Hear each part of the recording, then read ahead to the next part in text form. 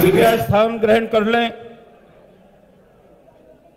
मैं आदरणीय जो लोग इधर खड़े हैं दाहिने हाथ मेरे, आप जाके पीछे कुर्सियों पे अपना स्थान ग्रहण कर लें।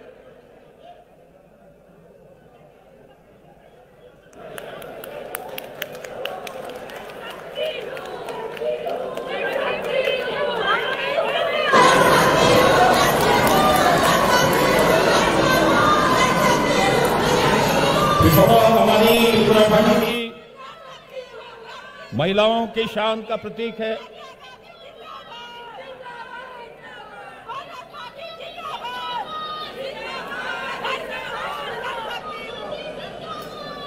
आदरणीय कांग्रेस महासचिव, आपका हार्दिक स्वागत करते हुए मैं अवगत कराना चाहता हूं कि इस विधानसभा चुनाव के लिए कांग्रेस घोषणा पत्र को तैयार करने में हमने विस्तृत जनसंवाद किया है। 700 गांवों में रात्रि प्रवास, सभी जिला और ब्लॉक कार्यकर्ताओं के साथ चर्चा, समाज के सभी वर्गों के साथ विचार विमर्श करते हुए शहरी क्षेत्रों के साथ, सुदूर ग्रामीण क्षेत्रों के निवासियों के साथ विस्तृत चर्चा कर उनके सुझाव एकत्र किए हैं। हमने प्रयास किया है कि राज्य के आर्थिक विकास को प्राथमिकता देते हुए उत्पादन तथा उद्यमिता को मानव संसाधन विकास और रोजगार सृजन का आधार बनाया जाए।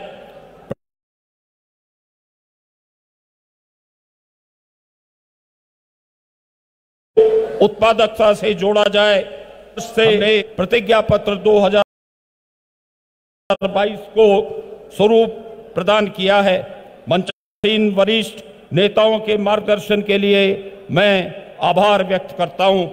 मैं आमंत्रित करता हूं नेता प्रतिपक्ष आदरणीय प्रीतम सिंह जी को उनके संबोधन के लिए।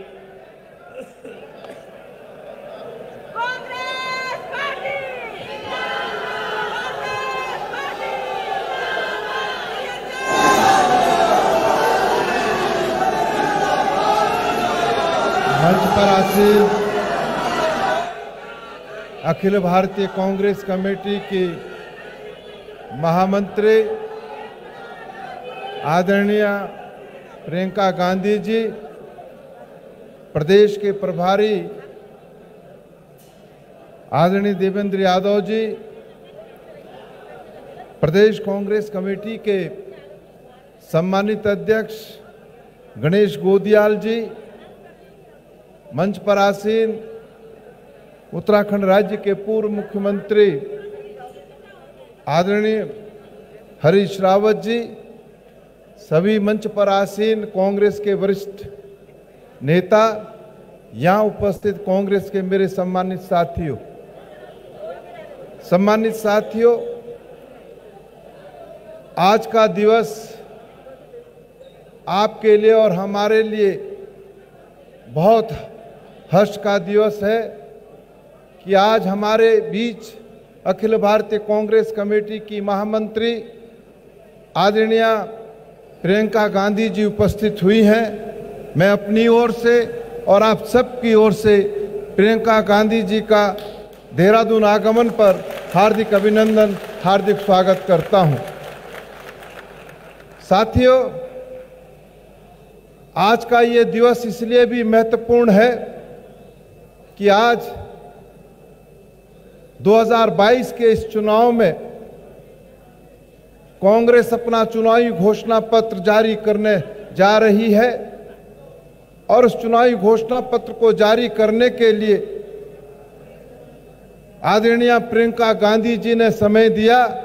इसके लिए हम उनका आभार व्यक्त करते हैं, उनको बहुत बहुत धन्यवाद देते हैं। साथियों, 2017 में इस राज्य के अंदर विधानसभा चुनाव हुए। विधानसभा के उस चुनाव में कांग्रेस परास्त हुई और हम मात्र 11 विधायक चुन करके विधानसभा में गए। उन विषम परिस्थितियों में जब कार्यकर्ता हताश था, निराश था, मैं आप सबको साधुवाद देना चाहता हूं, आप सबको धन्यवाद देना चाहता हूं कि उन विकट परिस्थितियों में आपने इस उत्तराखंड राज्य के अंदर कांग्रेस को मजबूत करने का काम किया। सदन से लेकर सड़क तक जो संघर्ष आपने और हमने मिलकर के किया, आज उसी का ही नतीजा है कि 2022 में इस राज्य के अंदर कांग्रेस सरकार बनाने जा रही है। साथियों, जिनको उत्तराखंड के लोगों ने 2017 में प्रचंड बहुमत के साथ सरकार सौंपी थी, सत्ता में बैठे हुए लोगों ने आपसे और हमसे बड़े बड़े वादे किए थे, लेकिन आज मुझे ये कहते हुए कोई संकोच नहीं है, जिनके हाथों में सत्ता थी, जिन लोगों ने आपसे और उत्तराखंड के लोगों से बड़े बड़े वादे किए थे, वो सरकार उन वादों को पूरा करने में पूरी तरीके से विफल साबित हुई है। आज किसान सड़क पर आंदोलन करने के लिए बाध्य है। ये उत्तराखंड राज्य जिसको हम देवभूमि कहते हैं, इस देवभूमि के अंदर 19 किसानों ने आत्महत्या करने का काम किया, लेकिन सरकार के कान पर जूं तक नहीं रेंगी। नौजवान साथियों को रोजगार देने का वादा सत्ता में बैठे हुए लोगों ने किया था, लेकिन आज विडंबना ऐसी है कि उत्तराखंड राज्य बेरोजगारी की दर में प्रथम पंक्ति पर खड़ा है और नौजवान साथियों से सत्ता में बैठे हुए लोगों ने वादा किया था, यदि नौजवान साथी डबल इंजन की सरकार बनाने में सहयोग करेंगे तो हम उत्तराखंड के नौजवान साथियों को रोजगार देने का काम करेंगे। लेकिन साथियों, आज जब उत्तराखंड का नौजवान साथी सत्ता में बैठे हुए लोगों से रोजगार मांगने का काम कर रहा है, तो सत्ता में बैठे हुए हुक्मरान पुलिस बल के माध्यम से उनका दमन करने का काम कर रहे हैं। और मैं कहना चाहता हूं, यही सत्ता में बैठे हुए लोग थे जिन लोगों ने आपसे और हमसे कहा था कि यदि बीजेपी की सरकार बनेगी, डबल इंजन की सरकार बनेगी, तो हम महंगाई को कम करने का काम करेंगे। आज हालात बद से बदतर हैं। पेट्रोल 100 के पार चला गया है, डीजल 90 के पार चला गया है, और जब देश के अंदर डॉक्टर मनमोहन सिंह जी और सोनिया जी की अगुवाई में कांग्रेस की सरकार चल रही थी, उस समय गैस का सिलेंडर 400 रुपए में था। आज आपको और हमको गैस का सिलेंडर 1000 रुपये में मिल रहा है। तो ये वादा कि हम महंगाई को कम करने का काम करेंगे, इन लोगों ने, सत्ता में बैठे हुए लोगों ने गरीब को जिस तरीके से कुचलने का काम किया है, निश्चित रूप से उत्तराखंड और देश का आमजन 2022 के इस विधानसभा चुनाव में परिवर्तन करते हुए 2024 में इस देश के अंदर कांग्रेस की सरकार बनाने का रास्ता प्रशस्त करेंगे, ऐसा मेरा विश्वास है, ऐसा मेरा भरोसा है। सम्मानित साथियों, कोरोना की महामारी थी, उस कोरोना की महामारी से लड़ने में सरकार पूरी तरीके से असफल साबित हुई। और मैं कहना चाहता हूं, जब कोरोना की दूसरी लहर आई, उस लहर के दौर में हमने अपने परिजनों, अपने मित्रों के ऐसे तमाम साथियों को खोने का काम किया जिसकी शायद निकट भविष्य में भरपाई नहीं हो पाएगी। सत्ता में बैठे हुए लोग हाथ पर हाथ धरे बैठे रहे और इस प्रदेश के अंदर ना तो कोरोना से पीड़ित व्यक्ति को ऑक्सीजन मिला, ना ऑक्सीजन बेड मिला, ना आईसीयू मिला और ना रेमडेसिविर इंजेक्शन मिला। ऐसी परिस्थितियों में निश्चित रूप से मैं कांग्रेस के साथियों का आभार व्यक्त करना चाहता हूं, आपको धन्यवाद देना चाहता हूं। जब लोग कोरोना से जंग लड़ रहे थे, उस समय कांग्रेस के साथियों ने अपनी जान हथेली पर रख करके कोरोना पीड़ितों के साथ, उन परिवारों के साथ खड़े होने का काम किया। इसके लिए भी मैं आपको साधुवाद देना चाहता हूं, आपको बहुत बहुत धन्यवाद देना चाहता हूं। सत्ता में बैठे हुए लोगों ने भ्रष्टाचार मुक्त सरकार का वादा किया था और कहा था कि 100 दिन के अंदर हम लोकायुक्त लाएंगे, लेकिन मुझे कहते हुए कोई संकोच नहीं है, आज जो वर्तमान सरकार है, इस सरकार को खनन माफिया, भू माफिया, शराब माफिया संचालित करने का काम कर रहे हैं। लोकायुक्त का कहीं अता पता नहीं है। और आज हम उत्तराखंड के लोगों से कहना चाहते हैं कि 2022 में जो कांग्रेस की सरकार बनेगी, वो सरकार भ्रष्टाचार से मुक्त सरकार होगी और साथ ही साथ हम इस प्रदेश को लोकायुक्त देने का काम करेंगे। ये विश्वास और ये भरोसा हम उत्तराखंड के लोगों को दिलाना चाहते हैं। हरिद्वार के अंदर कोरोना टेस्टिंग में जो भ्रष्टाचार हुआ है, उसको पूरी दुनिया ने देखा है। इस प्रदेश के अंदर भू कानून को ध्वस्त करने का काम सत्ता में बैठे हुए लोगों ने किया और जिसके लिए आज की तारीख में भी लोग आंदोलनरत हैं। ये मैं आज आपसे कहना चाहता हूं। आपके सामने है, तीर्थ पुरोहितों ने सड़क पर उतर करके लंबा संघर्ष करने का काम किया है। एक नहीं, बड़ी लंबी चौड़ी फेहरिस्त है। यदि उसका मैं जिक्र करूंगा तो बहुत लंबा वक्त चाहिए। और साथियों, आज आपसे कहना चाहता हूं कि कांग्रेस ने उत्तराखंड स्वाभिमान की प्रतिज्ञा ली है और कहा है कि 4 धाम 4 काम हम इस प्रदेश के अंदर करने जा रहे हैं। हमारा पहला कार्य होगा, जब हम सरकार में आएंगे तो बेरोजगारी के खिलाफ कांग्रेस संघर्ष करने का काम करेगी, बेरोजगारी को दूर करने का काम करेगी। ये हम उत्तराखंड के नौजवान साथियों से वादा करते हैं और साथ ही साथ महंगाई पर भी हम अंकुश लगाने का काम करेंगे। आदरणीय प्रियंका जी, राहुल जी भी आए थे और जब राहुल जी आए थे उन्होंने परेड ग्राउंड के अंदर जब विशाल जनसभा को संबोधित करने का काम किया तो मैं कह सकता हूं कि उत्तराखंड के लोगों में एक नया जोश का संचार हुआ, कांग्रेस के कार्यकर्ताओं में एक नया जोश का संचार हुआ है। और आज आप आई हैं इस देवभूमि में, निश्चित रूप से आपके संबोधन से उत्तराखंड राज्य के अंदर जो 2022 का चुनाव होने जा रहा है उस जंग को हम जीतने का काम करेंगे, ऐसा मेरा विश्वास है, मेरा भरोसा है। मैं पुनः प्रियंका गांधी जी का देहरादून आगमन पर हार्दिक अभिनंदन, हार्दिक स्वागत करते हुए अपनी बात विराम करता हूं। जय हिंद, जय भारत, जय उत्तराखंड।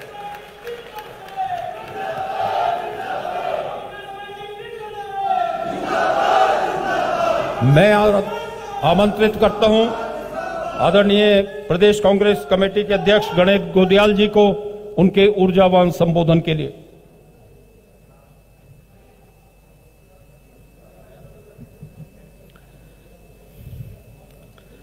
दैणा हुया खोलिका गणेशा, दैणा हुया मोरी का नारायणा।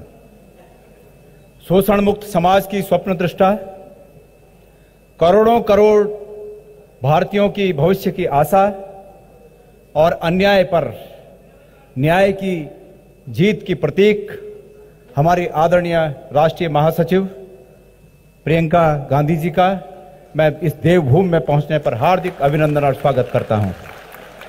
मंचासीन सभी सम्मानित हमारे बहुत ही आदरणीय नेतागण और हमारे सभी कांग्रेस के साथी और तमाम इस प्रदेश के तमाम दूर दराज के इलाकों में बैठे हुए और इस कार्यक्रम को देख रहे तमाम उत्तराखंड के हमारे भाइयों और बहनों, ये हम सब लोगों के लिए ऐतिहासिक क्षण है, गौरव का क्षण है, क्योंकि आज हमारी राष्ट्रीय महासचिव आदरणीय प्रियंका जी बहुत ही उम्दा तोहफे लेकर, उपहार लेकर आपके सामने हमारा मैनिफेस्टो जारी करने के लिए आ रखी हैं।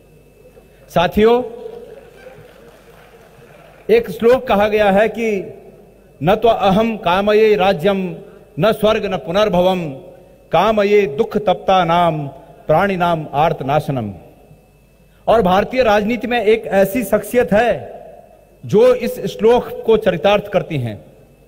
श्लोक में कहा गया है कि न अहम कामये राज्य, मुझे राज्य की कामना नहीं है, मुझे पुनर्जन्म की भी कामना नहीं है, लेकिन कामना है कि दुख में तपते हुए लोगों के, दुख में तपते हुए जीवित व्यक्तियों के दुख को मैं कम कर सकूं, ऐसी मेरी कामना है। और ऐसी राजनीति, भारतीय राजनीति के पटल पर एक शख्सियत है जिन्होंने प्रधानमंत्री का पद ठुकराकर इस देश में लाखों लाखों उन तपते हुए दुख के लोगों के दुख को दूर करने का संकल्प किया। सोनिया जी ने, उनके विचारों पर आगे बढ़ती हुई हमारी नेता प्रियंका जी आज हमारे बीच हैं।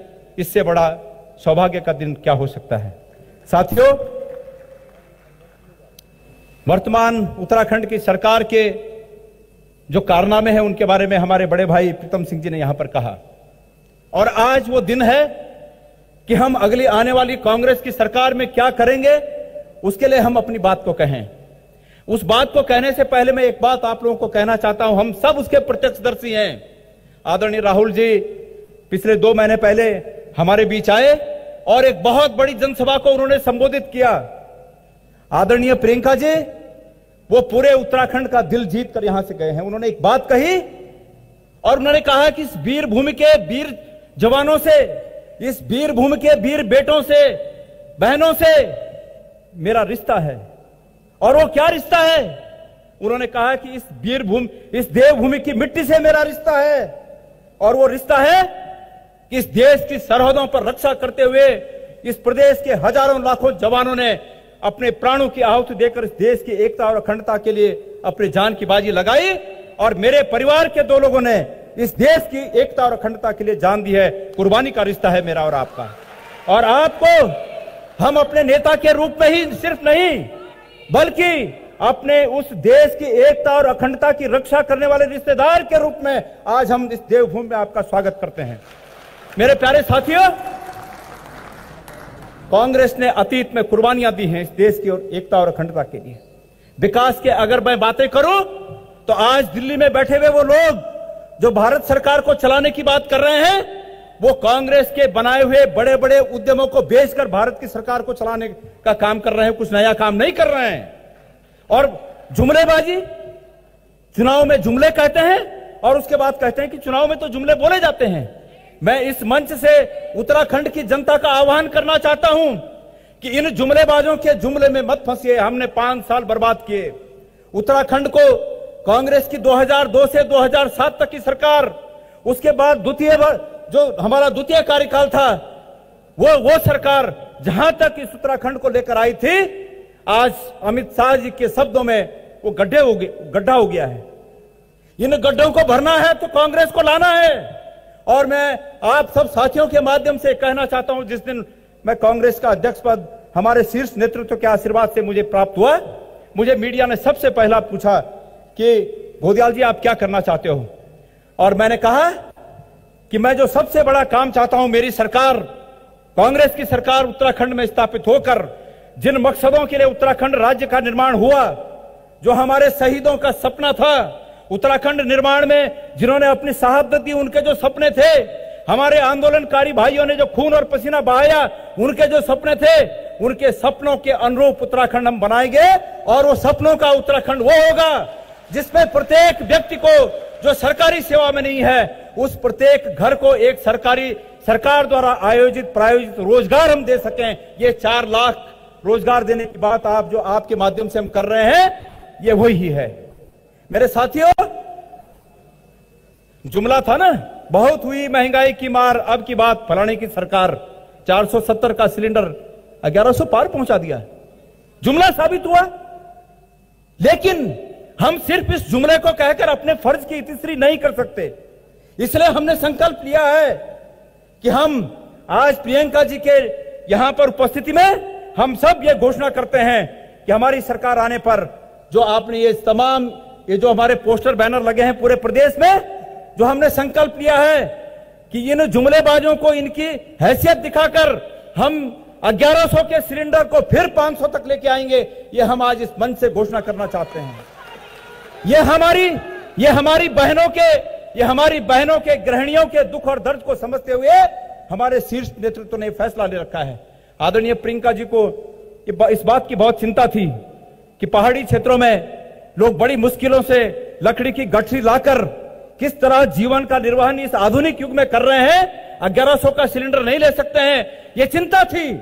और जब मैनिफेस्टो कमेटी की उनकी इस चिंता से अवगत कराया गया, तो सभी लोगों ने निर्णय लिया कि आपकी इस भावना का आदर करते हुए, और इसीलिए विशेष रूप से आज इस मौके पर आपको भी आमंत्रित किया गया है। मैं धन्यवाद देना चाहता हूं कि आपने ये समय निकाला और हमें आशीर्वाद दिया।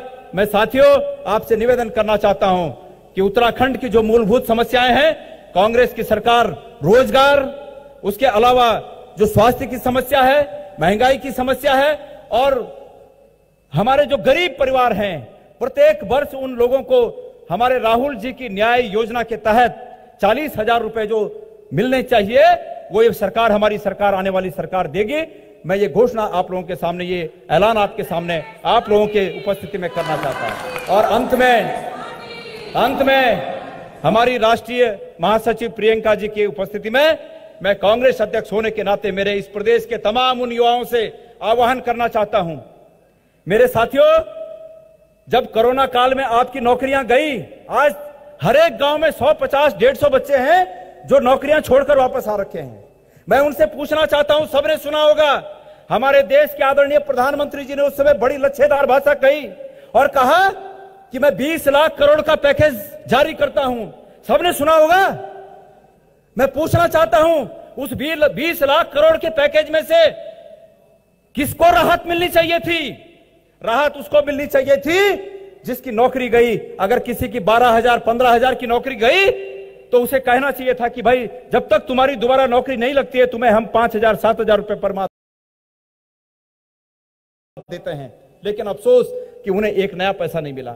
जिसकी दुकानें बंद रही 4-6 महीने, बाल बच्चे भूखे रहने की नौबत आई, उस दुकानदार को कहना चाहिए था कि तुझे हम 5,000 10,000 रुपया कुछ देते हैं। लेकिन अफसोस उसे कुछ नहीं मिला। चाय की ठेली वाला, सब्जी की गाड़ी वाला, तमाम छोटे छोटे कारोबारी 6-6 8-8 महीने जिनके काम धंधे बंद रहे, उनके खातों में कुछ आना चाहिए था। लेकिन अफसोस कि उनके खातों में कुछ नहीं आया और वो 20 लाख करोड़ भारत के राजकोष से निर्गत हुआ। लेकिन भारत के राजकोष से निर्गत हुआ 20 लाख करोड़ अंबानी और अडानी के खातों में गया। बड़े अफसोस की बात है। मैं उन युवा साथियों से जो अपनी नौकरी गंवाकर आज गांव आए हुए हैं, उनसे आह्वान करना चाहता हूं, ये जंग है, इस जंग को लड़िए।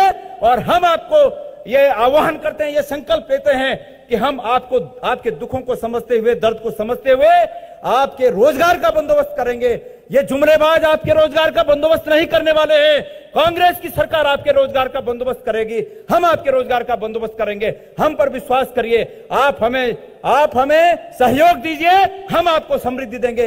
इन्हीं शब्दों के साथ पुनः एक बार हमारी राष्ट्रीय नेता का मैं सादर अभिवादन करते हुए अपने शब्दों को यहां पर विराम देता हूं। आदरणीय हरीश रावत जी, प्रीतम सिंह जी, मैं नाम नहीं ले पाया, आप सबका स्वागत और सभी नेताओं का स्वागत। धन्यवाद। जय भारत, जय उत्तराखंड।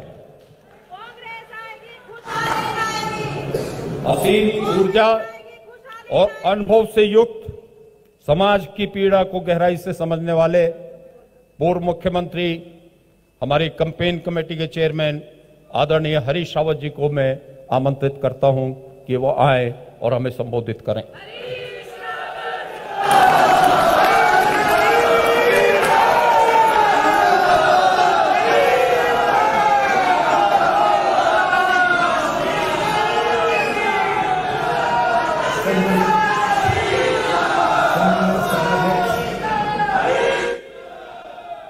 गणेश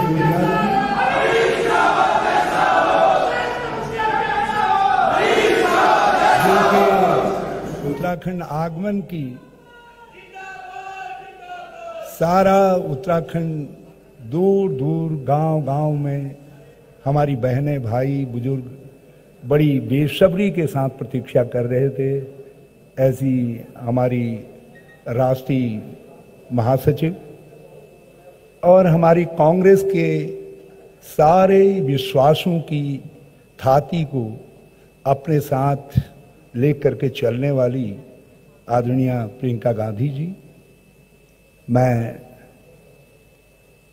माननीय प्रीतम सिंह जी, नवप्रभात जी, हमारे सम्मानित प्रभारी देवेंद्र यादव जी, सभी सम्मानित प्रभारीगण और दूर दराज जो हमारे इस कार्यक्रम के साथ जुड़े हुए हैं, जो प्रियंका जी को सुनने के लिए बहुत आतुर हैं, वो मेरे बहुत आदर योग्य बहनों और भाइयों, मैं आप सबको प्रणाम करता हूं और इस परिवार का यहाँ पर उपस्थित लोगों में बड़ा होने के नाते मैं अपने चारों धामों की तरफ से गंगोत्री, यमुनोत्री, केदारनाथ, हमारे केदारनाथ और बद्रीनाथ, बागनाथ, जागनाथ, नाथों के नाथ महादेव के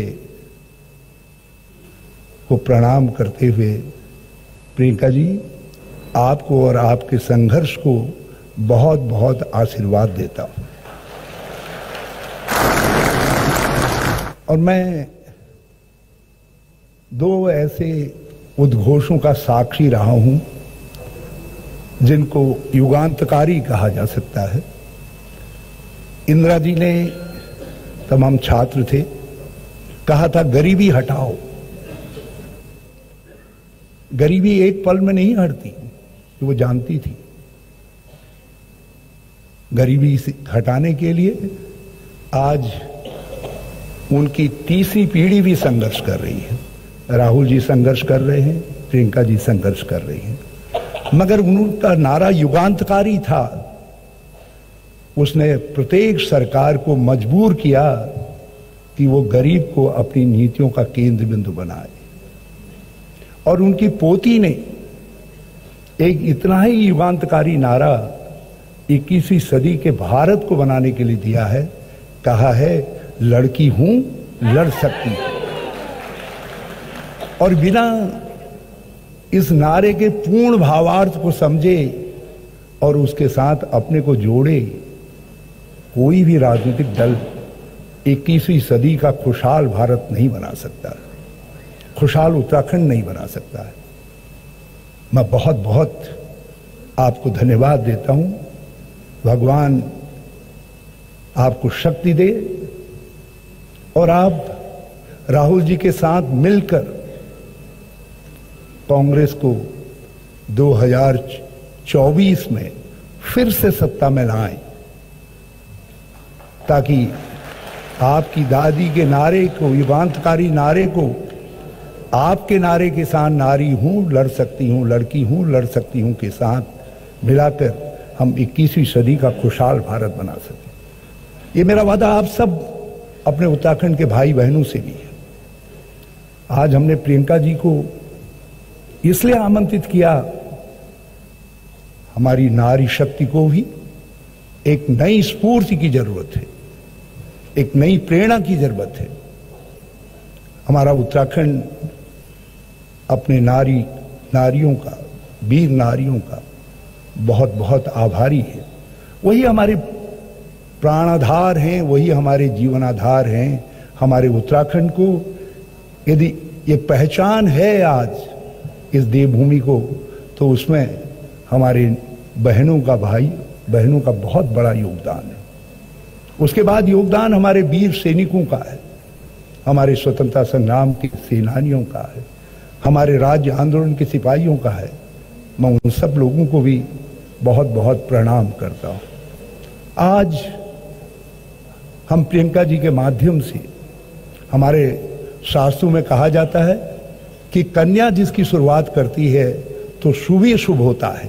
तो आज हम अपने एक संकल्प, जिसको हमने कहा है कि उत्तराखंड का सम्मान, 4 धाम 1000 काम, हमारे घोषणा पत्र समिति के सब सदस्यगण नवप्रभात जी के नेतृत्व में आज उस संकल्प को लेकर के, उस संकल्प पत्र को लेकर के, मैं तो उसको सीधी सादी भाषा में, आप सबके समझने की भाषा में घोषणा पत्र ही कहूंगा, उसको लेकर के आए हैं।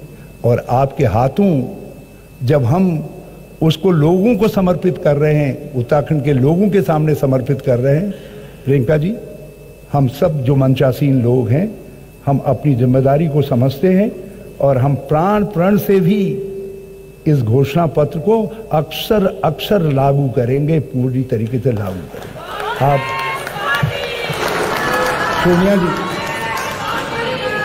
सोनिया जी को बता दीजिएगा ये हमारा संकल्प, क्योंकि वो बहुत चिंतित रहती है। जो कहो उसको करो। आज हमारा ये जो घोषणा पत्र है, इस घोषणा पत्र में हमने अपने पिछले, जब भी यहां सत्ता में कांग्रेस रही, 2002 से लेकर 2013, 14, 15, 16, उन सब जनोन्मुखी कार्यों का जिक्र करते हुए उसकी बुनियाद पर आपसे ये हजारों वादे किए हैं। हमारा रिकॉर्ड देख लीजिए, एक एक वादे में हमारा पिछला रिकॉर्ड साक्षी है। हमने उत्तराखंड को एक नई दिशा बनाई है, एक मजबूत नींव डाली है। आप 2000 में जन कल्याण की योजनाएं विशेष रूप से सम्मिलित हैं। हमने 3 प्रकार की पेंशनों को बढ़ा करके 18 प्रकार की पेंशनें की। अब हम 21 प्रकार की पेंशनें लागू करेंगे। जो 1000 मिलता था उसको 1800 में पहुंचाने का काम करेंगे। हम हर किसी को जोड़ेंगे। हमने पहले कार्यकाल में, मेरे कार्यकाल में हमारी सरकार ने 32,000 लोगों को नौकरी दी, सरकारी मुलाजिम बनाया। हमारा रिकॉर्ड साक्षी है। यदि हम आगे के लिए कुछ कह रहे हैं तो हम उसको पूरा करके दिखाएंगे। आज कितनी बड़ी चुनौती है लोगों के सामने अपने जीवन को चलाने की। आज लोगों का मान सम्मान खतरे में है। इन 5 सालों में उत्तराखंड का कुछ नहीं बदला। यदि केवल बदले इन भाजपा के लोगों ने तो केवल मुख्यमंत्री बदले और चेहरे बदल करके आज फिर आपको धोखा देना चाहते हैं, फिर आपको धोखा देना चाहते हैं। अरे भेड़िया साधु का बाना पहन करके साधु नहीं हो जाता है। भाजपा के लोगों के पास कोई नीति नहीं है, कोई कार्यक्रम नहीं है, कोई सोच नहीं है। कांग्रेस के पास स्पष्ट नीति कार्यक्रम है, हमारे पास स्पष्ट नेतृत्व है। हम उसके बल पर आगे बढ़ेंगे। इसलिए हमने अपने घोषणा पत्र में कहा कि 4 धाम 1000 काम, और जिसके 4 पुष्प हम पहले ही अर्पित कर चुके हैं भगवान बद्रीनाथ को, केदारनाथ को, गंगोत्री और यमुनोत्री को, इस पुण्य भूमि को। वो 4 पुष्प हैं। 5 साल में हम देंगे 4 लाख रोजगार, स्थायी रोजगार। रिक्त पदों को भरेंगे भी, नए पद सृजित भी करेंगे, मगर स्वरोजगार के बल पर हम 4 लाख 5 साल में रोजगार सृजित करेंगे जो स्थायी नेचर के होंगे। हमारी शिक्षा और स्वास्थ्य दोनों का ढांचा चरमरा गया।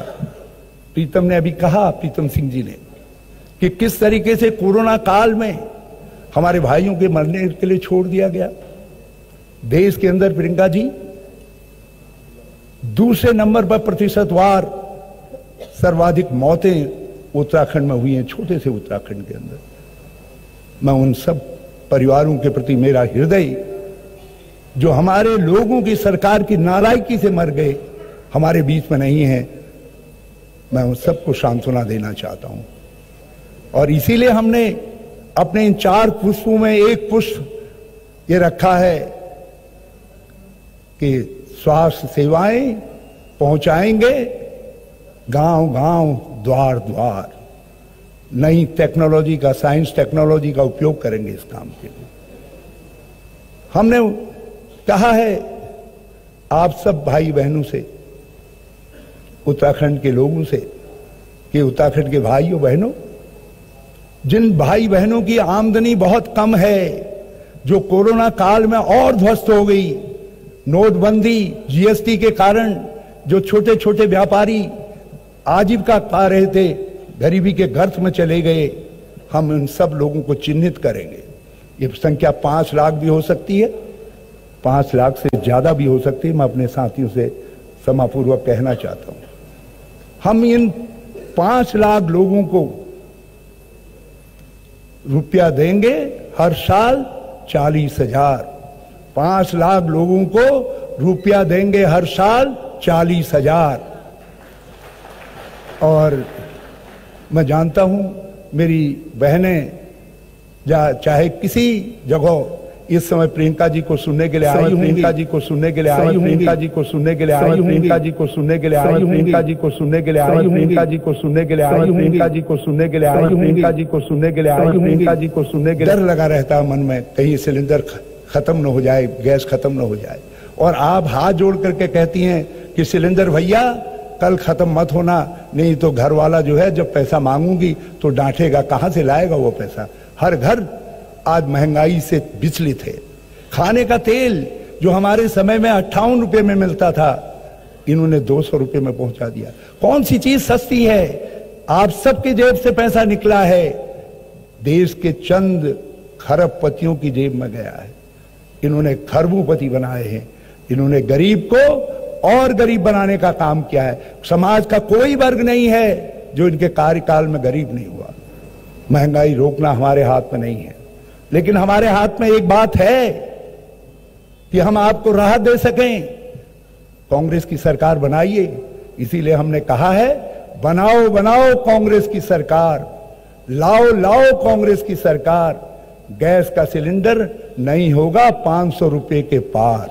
लाओ लाओ कांग्रेस की सरकार, गैस का सिलेंडर नहीं होगा 500 रुपए के पार। रोजगार हमारा प्रमुख मुद्दा, महंगाई मुद्दा, भ्रष्टाचार मुद्दा, कौन सी चीज ऐसी है कुशासन मुद्दा। हमने लोकायुक्त बनाया, गवर्नर के घर भेजा, लोकायुक्त इन्होंने बाहर नहीं निकाला। बातें बड़ी बड़ी करते हैं ये। आज मैं इन बड़ी बातें करने वालों से एक बात और कहना चाहता हूं, क्योंकि मैं जानता हूं हम जो गैस के सिलेंडर की सब्सिडी है बहनों के खाते में डालेंगे।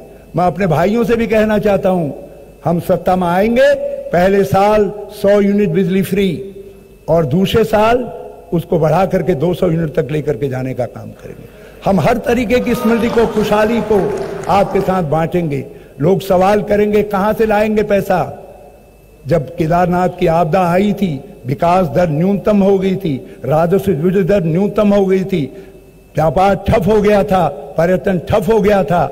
ये उत्तराखंडी संकल्प था, भगवान केदारनाथ का आशीर्वाद था। हमारी सरकार ने 1.5 साल के अंदर स्थिति सुधारी और 2017 में हमारी जो विकास दर थी वो 11.5% थी, जो राजस्व वृद्धि दर थी वो 19.5% थी। कर्नाटक के बाद दूसरे स्थान पर थे। जो प्रति व्यक्ति आमदनी थी वो राष्ट्रीय औसत से बहुत ज्यादा 1,74,000 हमने पहुंचाने का काम किया था। हम फिर से उस काम को करके दिखाएंगे। हम संसाधन जुटाएंगे, पैसा जुटाएंगे। और प्रियंका जी, आप हमारी मॉनिटरिंग कर सकती हैं। हमारा पहला काम उत्तराखंड की सरकार का संसाधन संवर्धन का होगा। हम आर्थिक दृष्टि से मजबूत भारत भी बनाएंगे और जितनी मजबूती हासिल करेंगे उसको अपने गरीब भाइयों के साथ बांटने का काम करेंगे। आप हमारी नेता को सुनने के लिए हम सब लोगों के साथ जुड़े। कुछ भाई बहन यहाँ जुटे, कुछ भाई बहन राज्य के कोने कोने में जुटे हुए हैं। मैं आप सबको नमन करता हूं, प्रणाम करता हूं। हृदय से बहुत धन्यवाद देते हुए मैं माननीय प्रियंका गांधी जी का फिर से बहुत बहुत स्वागत करता हूं। जाले छा मेर बॉडा बॉडी भूली भूलिया, जहां भी हैं वहीं से ताली बजा करके जरा प्रियंका गांधी जी का जबरदस्त तरीके से समर्थन कर उनका स्वागत करें। जय हिंद, जय हिंद, जय भारत, जय उत्तराखंड, जय उत्तराखंडियत, जय प्रियंका गांधी।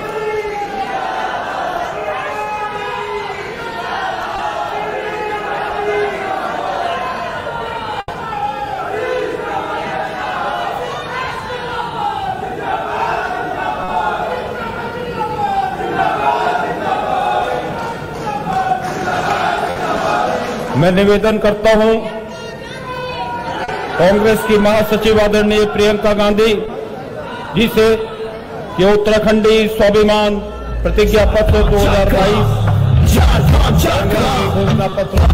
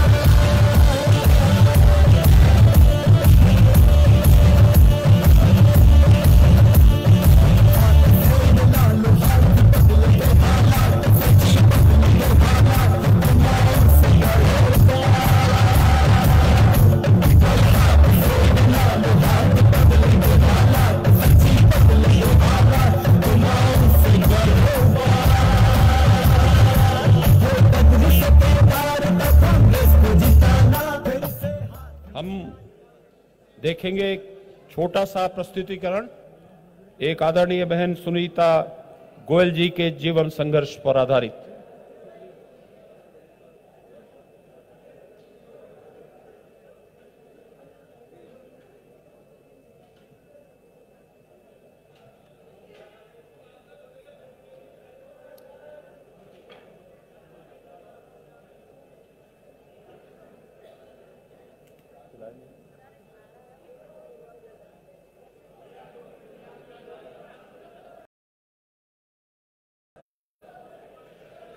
कृपया प्रस्तुतिकरण। नाम मेरा सुनीता गोयल है। I am post graduate from Delhi university. Uttarakhand में हमें 35 साल हो गए। मैं पूरा दिन चाय का काम करती हूँ। मैं सुबह 10 बजे निकलती हूँ। सबसे पहले मैं इधर से सैयद मोहल्ले से निकलती हूँ, चाय बांटती हुई जाती हूँ 3-4 दुकानें मेरी जो परमानेंट है। एक 2 चाय वो लेते हैं। 30 किलोमीटर में रोज चल रही हूँ। मेरे पति अपाहिज है, बिल्कुल एकदम ना चल फिर सकते हैं ना कुछ कर सकते हैं। मैं अकेला ही उनको उनके सहारे छोड़ के जाती हूँ। हम लोग दोनों को दोनों बेरोजगार हैं इस टाइम। खाने पीने के लिए तो बहुत मुश्किल हो रहा है। इतना नहीं मैं कमा पाती हूँ। ना तो इनकी विकलांग की पेंशन लगे, ना मेरी बुजुर्गी की पेंशन लगे। हमारी दुकान थी वो चली है। पुरानी चीजों की बहुत याद आती है कि हम लोग कैसे रहते थे, कैसे नहीं रहते थे। कभी कपड़े पे एक शिकन तक नहीं आती थी और आज जैसे देखती हूँ वैसे ही उठ के चल देती हूँ। यही पढ़ाई लिखाई उससे मेरा अंदर से आंसू आते हैं बेटा, क्योंकि जो भुगतता है उसी को पता चलता है। ना मुझे गैस सिलेंडर मिल रहा है, ना मुझे खाना मिल रहा है, ना मुझे कोई 1 रुपया मिल रहा है, ना मुझे कोई मतलब इवन यहाँ तक कि कुछ भी नहीं है। 1 रुपये की मदद नहीं हुई मेरे को बीजेपी की सरकार की तरफ से। जब अभी नहीं कर रही तो आगे आ जाएगी तो वो तो बिल्कुल हमें पैरों के नीचे होगी। तो इस बार अगर कांग्रेस सरकार आती है तो हमें लगता है कि हमारा कुछ उद्धार होगा।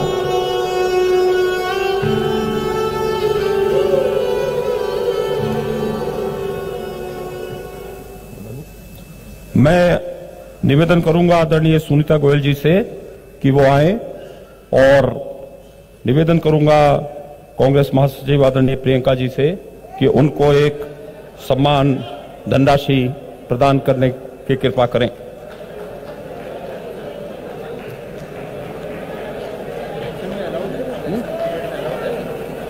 सम्मान धनराशि तो ये तो मैंने सोचा नहीं कि वो कह रहे हैं इलेक्शन पीरियड में अलाउड है।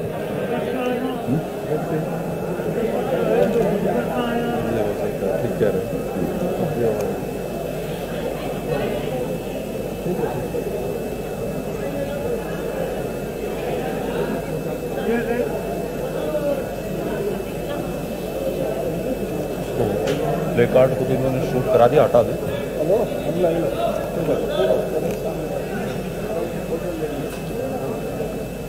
मैं 3 युवा साथियों प्रियांशु थापा जी, अर्चना नेगी जी और नीलम रावत जी को आमंत्रित करता हूं और निवेदन करता हूं आदरणीय प्रियंका जी से कि वो कांग्रेस के संकल्प के रूप में एक प्रतीक रोजगार पत्र उनको प्रदान करें। मैं हमारे बीच में मोहन प्रकाश जी भी हमारे ऑब्जर्वर हैं, बड़े वरिष्ठ नेता हैं हमारे, वो आए हैं। जरा उनके लिए ताली बजा करके स्वागत करें।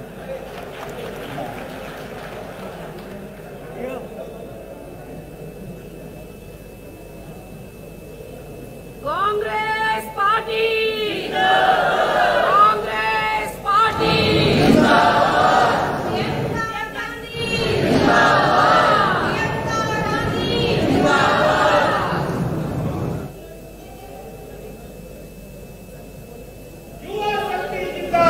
जिंदाबाद, युवा शक्ति जिंदाबाद, जिंदाबाद, प्रियंका गांधी जिंदाबाद, जिंदाबाद, हरीश रावत जिंदाबाद, जिंदाबाद, सोनिया गांधी, सोनिया गांधी।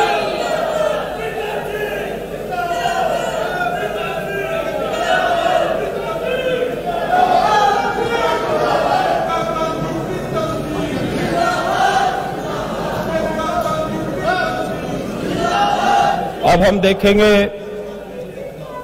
स्थिति और कांग्रेस के संकल्प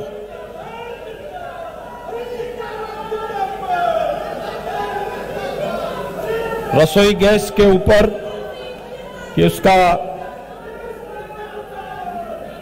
जनार्पण आदरणीय प्रियंका जी करें।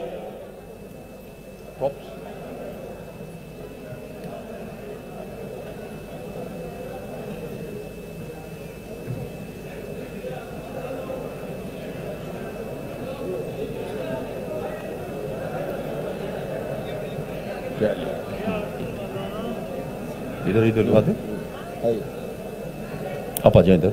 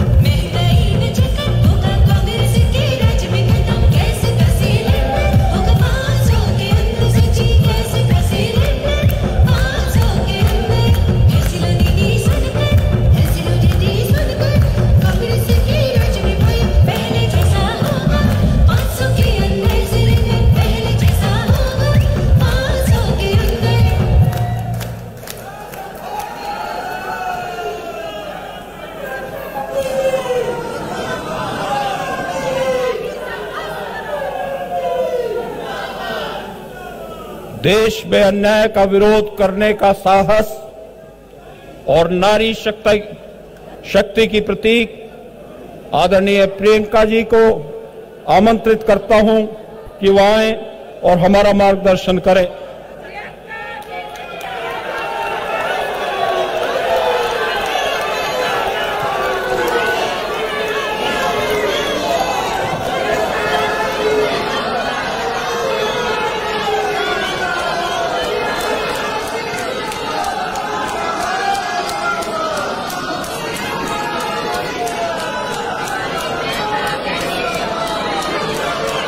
आप सबको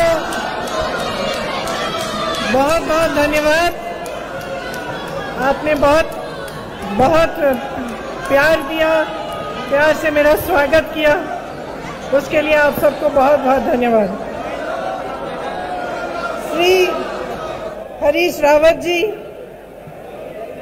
जिनके साथ काम करके मैंने बहुत कुछ सीखा, उनके अनुभव और उनके विवेक से हमेशा मैं प्रेरित होती हूँ। श्री गणेश गोडियाल जी, श्री प्रीतम सिंह जी, श्री देवेंद्र यादव जी, श्री नव प्रभात जी, श्री मोहन प्रकाश जी, श्री गौरव वल्लभ जी, आप सबका इस स्वागत में बहुत बहुत, इस सभा में बहुत बहुत स्वागत। और जितने हमारे साथी, हमारी बहनें, हमारे भाई हमें जगह जगह में इस भाषण को देख रहे हैं, उनको भी मेरा बहुत बहुत प्यार और बहुत बहुत धन्यवाद।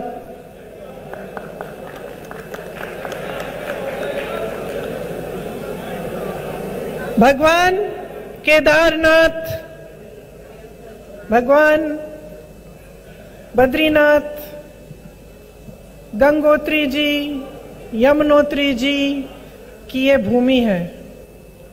इस भूमि का मैं नमन करती हूँ। इस भूमि के साथ मेरे परिवार का पुराना रिश्ता है। आप तो जानते ही होंगे, मेरे पिताजी, मेरे चाचा जी यहीं देहरादून में पढ़े, मेरे भाई भी यहीं पढ़े, मैं भी यहीं पढ़ी, मेरा बेटा भी यहाँ पढ़ा। कई पीढ़ियों से हम इस प्रदेश में आ रहे हैं, आप सबसे मिल रहे हैं, आप सबकी बातों को सुन रहे हैं और यहाँ की जो सुंदरता है, यहाँ की प्रकृति जो है, उसको देखकर हमेशा खुश होते थे। लेकिन आज यहाँ आकर इस देवभूमि में जिस तरह की सरकार चल रही है, उसको देखकर दुख होता है। मैं कहना चाहती हूं कि ये दुख क्यों होता है। ठीक है, हर सरकार आती है, जनता की समस्याएं होती हैं और जो विकास है, चाहे कितना भी कोई सरकार करे, वो कभी पूरा नहीं होता। तो हमेशा ये एहसास होता है कि चलो और काम हो सकता था। लेकिन सबसे बड़ा दुख तो इस सरकार के कार्य को देखकर इसलिए होता है क्योंकि इन्होंने कुछ नहीं किया। इन्होंने जितने बड़े बड़े वादे आपको दिए, जितनी आशा से, उम्मीद से आप सबने इनका समर्थन किया, उसको तोड़ दिया है। जहां जहां मैं जाती हूं, बहुत स्पष्ट होता है कि पिछले 5 सालों में कुछ काम नहीं किया गया। पिछले 5 सालों में सिर्फ जो आपकी उम्मीदें हैं वो टूटी, जो आपको वादे किए थे वो टूटे, जो पहले काम किया गया था वही आज दिखता है। जो हमारी सरकार के दौरान विकास का कार्य था वही आज है, उससे आगे कुछ नहीं किया गया। हाँ, चुनाव आता है तो बड़ी बड़ी घोषणाएं फिर से होती हैं, उद्घाटन होने शुरू होते हैं और जो प्रोजेक्ट आपने 5 सालों से नहीं किए, उनका उद्घाटन आप आज कर रहे हैं, ये दिखाने के लिए कि बहुत बड़ी बड़ी चीजें की गई हैं। इस सरकार ने जितना पैसा, जितना धन विज्ञापनों में खर्चा है, कि सिर्फ यहाँ उत्तराखंड में नहीं, सिर्फ उत्तर प्रदेश में नहीं, लेकिन दिल्ली में उत्तराखंड और उत्तर प्रदेश के विज्ञापन दिखते हैं। इतना खर्चा होता है इन पर, लेकिन जो आपकी समस्याएं हैं उनको हल करने के लिए इनके पास पैसे नहीं है, कहते हैं। जब हम घोषणा करते हैं कि हम कुछ करना चाहते हैं, वो सवाल उठाते हैं कि पैसे कहां से आएंगे। सच्चाई ये है कि पैसे हैं। सच्चाई ये है कि रोजगार के लिए खाली पद हैं। सच्चाई ये है कि सरकार की नीयत ठीक नहीं है। अगर ये करना चाहती थी तो कर सकती थी। सच्चाई ये है कि आपको डबल इंजन की सरकार का वादा किया, लेकिन आज स्थिति इन्होंने ये बना दी है कि पेट्रोल डीजल इतना महंगा है, इनका ही इंजन ठप हो गया है।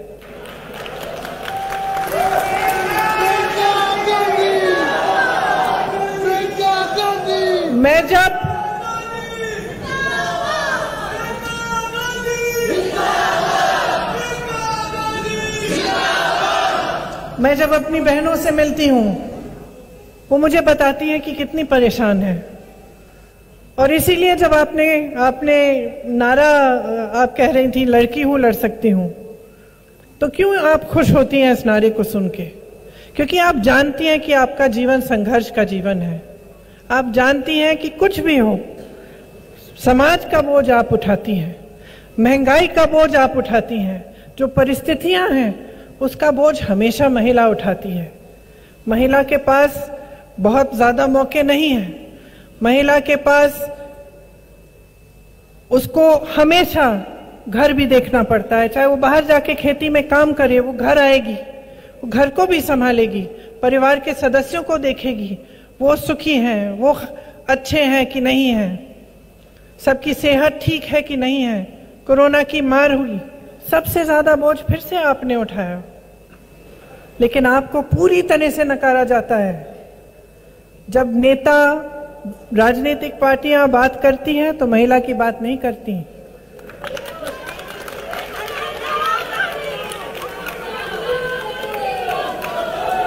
क्या आपको मालूम है कि उत्तराखंड में हर 5 घंटे एक महिला के साथ अत्याचार होता है? हर 5 घंटे। जो पहाड़ी राज्य है, आपको मालूम है कि कितनी मुश्किल होती है स्वास्थ्य सेवाओं को मिलने की। जब आप बीमार पड़ती हैं, गर्भवती होती हैं, तो अक्सर आपको बहुत दूर जाना पड़ता है डॉक्टर से मिलने के लिए या अस्पताल से कोई सुविधा लेने के लिए। क्या किया इस सरकार ने आपके लिए? आपको मालूम होगा कि सबसे ज्यादा बेरोजगारी महिलाओं में ही है। यहाँ तमाम महिलाएं बेरोजगार हैं।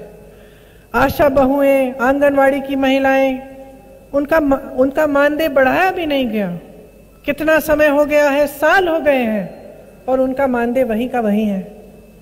मैं जानती हूँ, उत्तर प्रदेश में काम करती हूँ, वहाँ आशा बहनें जो हैं, आंगनवाड़ी की बहनें जो हैं, खूब परेशान हैं, संघर्ष करती हैं। जब अपनी आवाज उठाती हैं तो पीटी जाती हैं, उनको जेल में डाला जाता है, उन पर रासुका की धाराएं लगाई जाती हैं।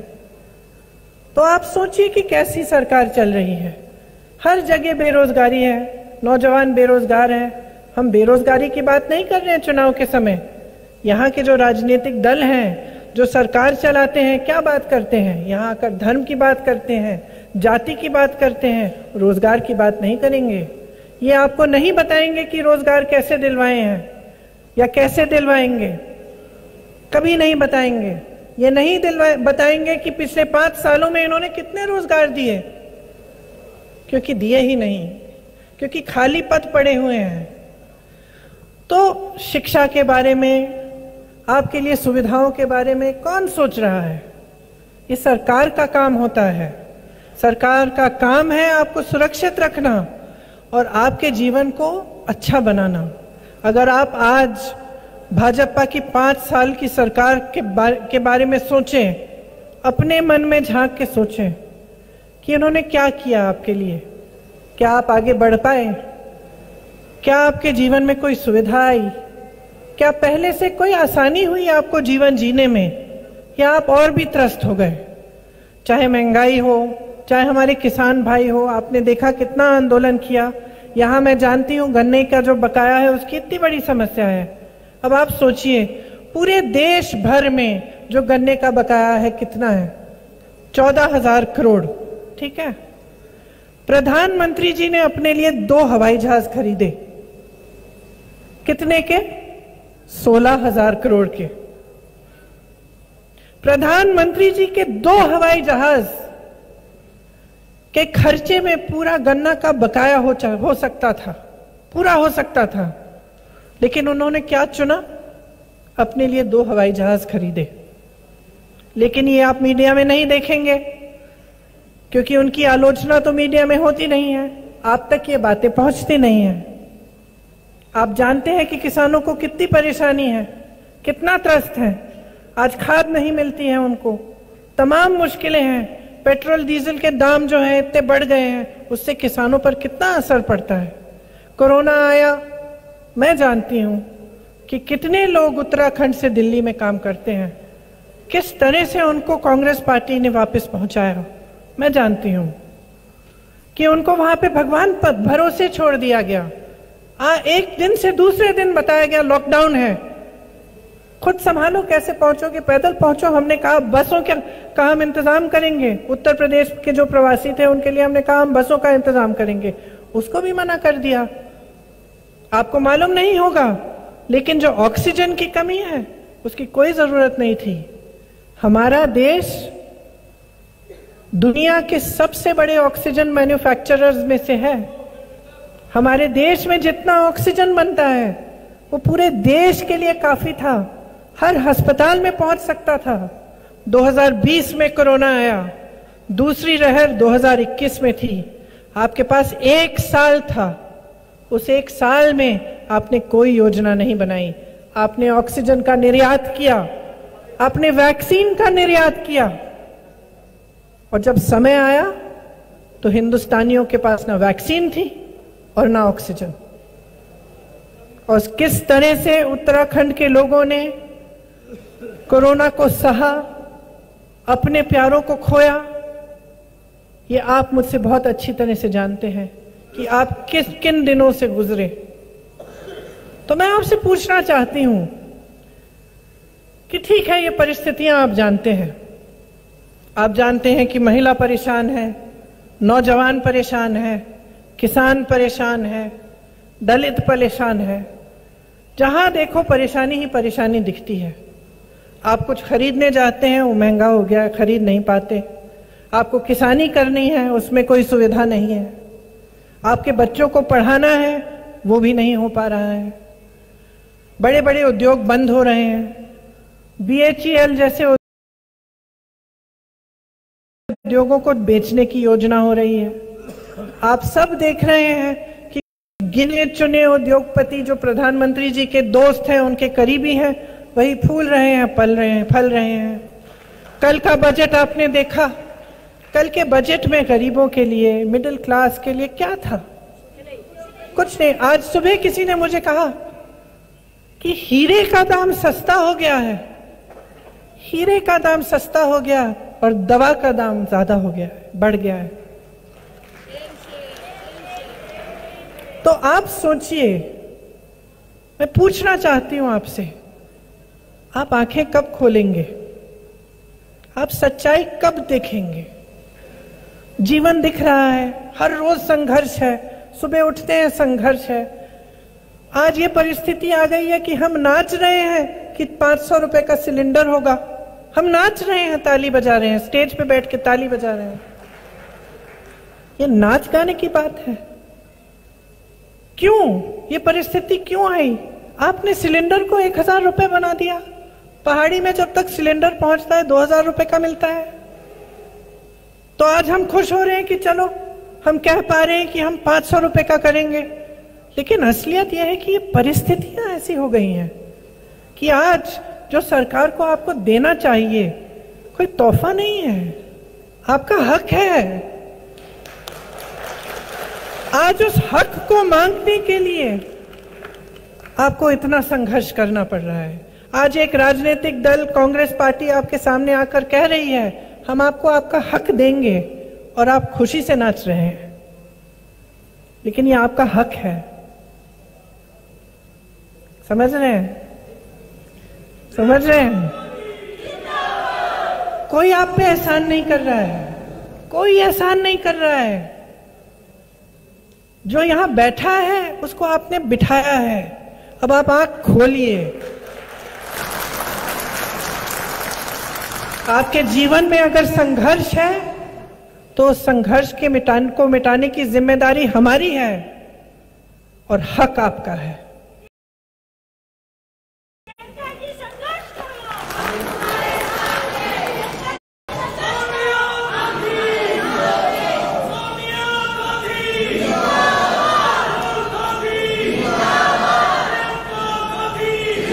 अब आपको सब दिख रहा है। आपको दिख रहा है कि यहाँ की सरकार ने क्या किया आपके लिए। महामारी आई तो भी आपके साथ नहीं खड़े हुए। महंगाई इतनी हो गई है उसको बढ़ाए जा रहे हैं। बेरोजगारी बढ़ रही है उसको सुलझाने की कोई कोशिश नहीं है। यहाँ पास में खनन हो रहा है उसको कोई नहीं रोकता। बड़े बड़े उद्योगपति जो करना चाहे वो कर रहे हैं। गरीब की कोई सुनवाई नहीं हो रही है। तो बदलाव कौन लाएगा? बदलाव कांग्रेस पार्टी तभी ला पाएगी जब आप जागरूक बनेंगे, जब आप समझेंगे कि सरकार का काम आपके लिए दिन रात काम करने का काम है। अगर आपके बच्चों की शिक्षा नहीं हो रही है, सरकार का काम है कि वो आपको बताएं कि किस तरह से आपके बच्चों को की शिक्षा कराएंगे, किस तरह से आपका भविष्य मजबूत करेंगे, किस तरह से, कहां से आएंगे ये रोजगार। इसीलिए जो घोषणा पत्र बनाया हमने, इसमें हमने कहा है कि हम क्या करना चाहते हैं। और मैं पूछना चाहती हूं कि आप हम पे विश्वास क्यों करेंगे? आप सोच सकते हैं कि हम भी दूसरे दलों के साथ की तरह ऐसे घोषणाएं कर रहे हैं, लेकिन हमारा ट्रैक रिकॉर्ड देखिए, हमारी सरकार का काम देखिए। यहां तो आपने देखा इस सरकार के आने से पहले काम हुआ, इसी तरह से जब हमने घोषणा की, छत्तीसगढ़ की सरकार बनने वाली थी, हमने घोषणा की कि वहां पे किसानों का कर्ज माफ किया जाएगा। सरकार ने जब शपथ ली उसके 3 घंटे बाद सारे कर्ज माफ किए गए। तो आपके पास विकल्प है।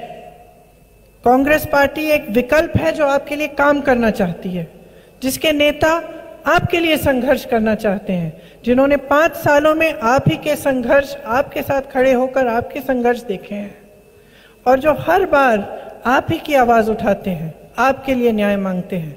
चाहे वो आपके पेंशन की बात हो, चाहे एक्स सर्विसमैन की बात हो, चाहे युवाओं की बात हो, महिलाओं की बात हो, हमेशा कांग्रेस पार्टी आपके साथ खड़े होकर संघर्ष करती है। तो आप ही सोचिए कि अगर आपको अपना जीवन बदलना है, परिवर्तन लाना है और एक ऐसी सरकार लानी है जो आपके लिए काम करे, तो आपको मन बनाना पड़ेगा। आपको ये तय करना पड़ेगा कि इस चुनाव में विकास की बात होनी चाहिए। जो आपको यहाँ मंच पे खड़े होकर राजनीतिक दल आते हैं, जो धर्म के बारे में, जाति के बारे में बात करते हैं, उनसे पूछिए मेरे विकास के बारे में क्या कह रहे हो। उनसे पूछिए कि तुमने 5 सालों में मेरे लिए किया क्या, क्यों दूं अपना कीमती वोट तुमको, क्या किया है मेरे जीवन को सुधारने के लिए।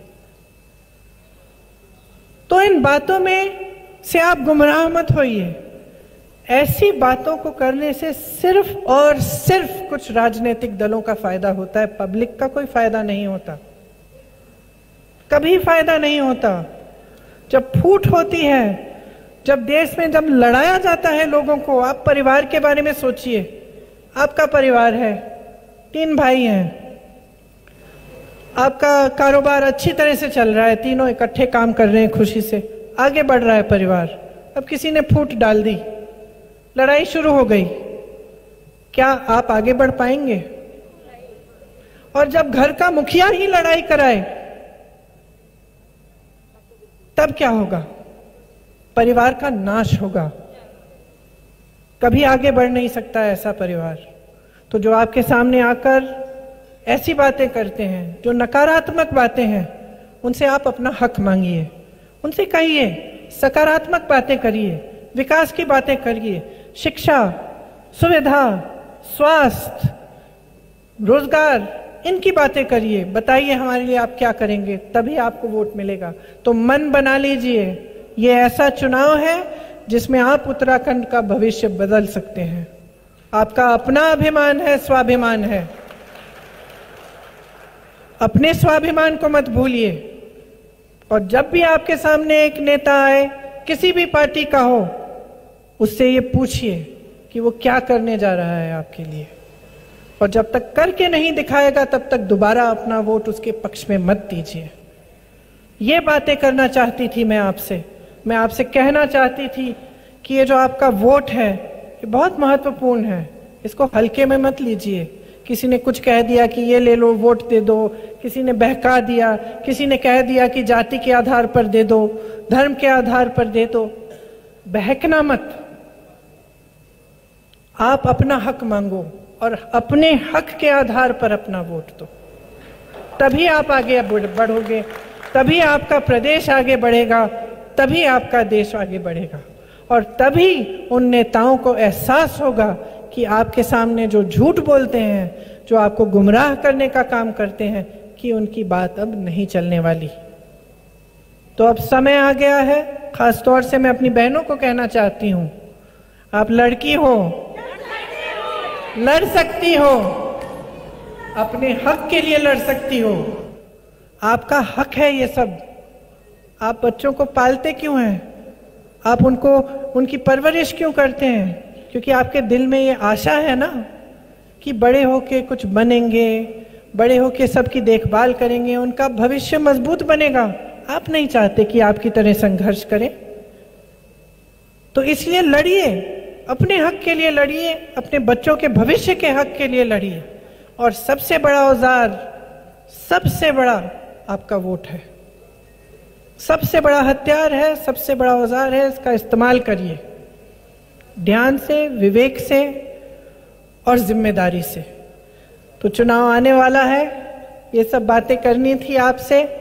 इसके साथ साथ मैं आपको ये भी बताना चाहती हूँ कि हमारे घोषणा पत्र में हमने क्या क्या लिखा है, क्योंकि ये बहुत जरूरी है कि जैसे मैंने कहा हर पार्टी आपको बताए कि आपके लिए करना क्या चाहती है। तो हमारे घोषणा पत्र में हमने लिखा है कि गैस की कीमतें 500 से पार नहीं होंगी। तो अगर एक गैस सिलेंडर आपको आज 1000 रुपए का मिल रहा है, सरकार आपको 500 में देगी और बाकी भरपाई सरकार करेगी। 4 लाख रोजगार दिलवाए जाएंगे।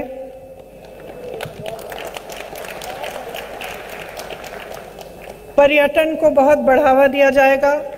आप सबको तो मालूम ही है कि यहाँ पे कोरोना की वजह से, लॉकडाउन की वजह से पर्यटन का बहुत नुकसान हुआ है, तो इसके लिए खास पैकेज बनाए जाएंगे और पर्यटन पुलिस पर भर्ती से रोजगार बढ़ाए जाएंगे। तो पर्यटन पुलिस एक अलग फोर्स बनेगी जिसमें और रोजगार पैदा किए जाएंगे। 40% सरकारी रोजगार में महिलाओं को प्राथमिकता दी जाएगी। ये शायद हमारे यूपी के घोषणा पत्र से आपने लिया, तो इसको पढ़ के तो मुझे बहुत खुशी हो रही है।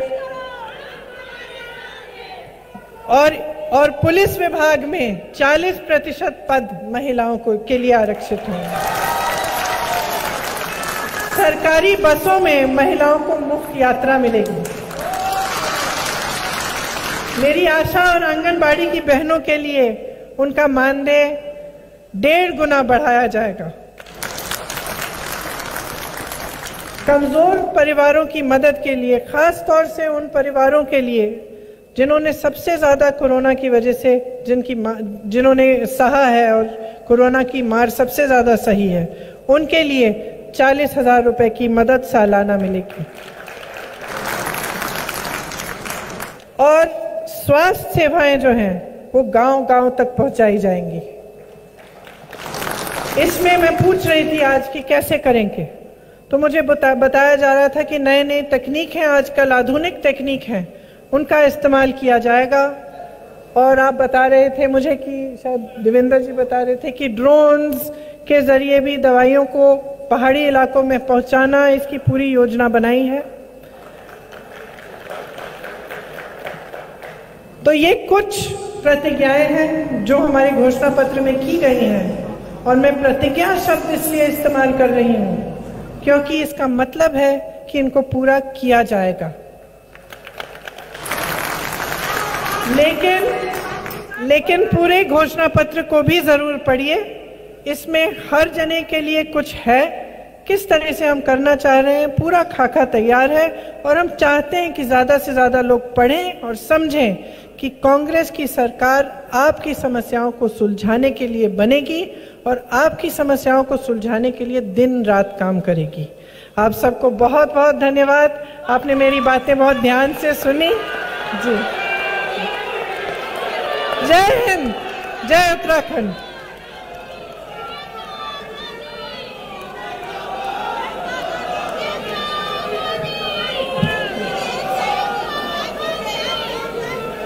मैं आमंत्रित करता हूं प्रदेश प्रभारी आदरणीय देवेंद्र यादव जी को कि वो आए और प्रियंका जी के साथ साथ उन लाखों लोगों को भी धन्यवाद ज्ञापित करें जिन्होंने इस रैली में अपनी सहभागिता की।